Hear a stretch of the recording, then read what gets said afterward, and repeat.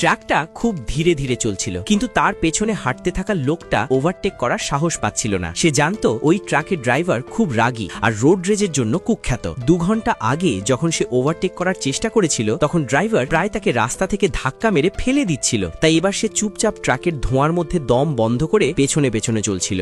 সামনে একটা rest area দেখে লোকটা ভাবলো কিছুক্ষণ সেখানে গিয়ে লুকিয়ে বিশ্রাম নেবে, কিন্তু অবাক করার মতো ব্যাপার হলো ট্রাকটাও হঠাৎ রাস্তার পাশে থেমে গেল, যেন সে লোকটার জন্যই অপেক্ষা করছিল। ব্যাপারটা স্পষ্ট ছিল, ড্রাইভার এই ঘটনাটা এভাবেই শেষ করতে চায় না। ভয়ে লোকটা ফোন বের করে পুলিশে কল করতে যাচ্ছিল, তখনই ট্রাকটা হঠাৎ তার দিকে ঝাঁপিয়ে এলো। লোকটার সামলে ওঠার সুযোগও পেল না।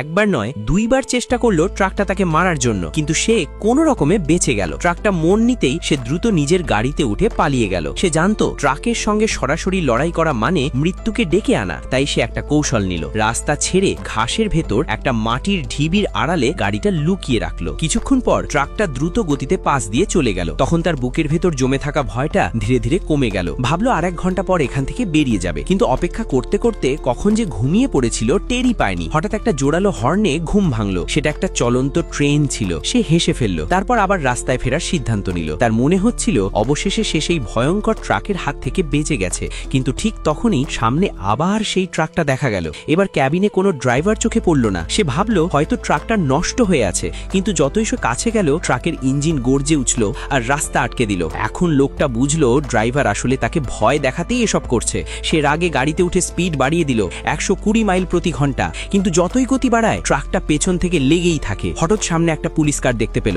তার মনে হলো এবার সে বেঁচে গেছে, কিন্তু ট্রাকটা নিয়ন্ত্রণের বাইরে সরাসরি পুলিশের গাড়ির দিকেই ছুটছে। একটা মোড় ঘুরতেই লোকটা তৎক্ষণাৎ বাঁক নিল। এটা ছিল উঁচু রাস্তা, তাই ট্রাকের গতি কমে গেল। তার বুকে একটু প্রাণ ফিরে এলো, কিন্তু হঠাৎ তার নিজের গাড়ি থেকেই ধোঁয়া বেরোতে শুরু করলো। গতি কমে গেল, তবুও কোনোভাবে পাহাড়ের চূড়ায় পৌঁছাতে পারলো। তারপর নামতে নামতে গিয়ার নিউট্রালে দিল, যাতে ইঞ্জিন বন্ধ রেখেই গাড়ি নেমে যায়। গতি ক্রমেই বাড়তে লাগলো, কিন্তু নিচে তাকাতেই দেখলো ট্রাকটা আরো দ্রুত গতিতে তার দিকে আসছে। নিচে এসে সামনে একটা গার্ডরেল।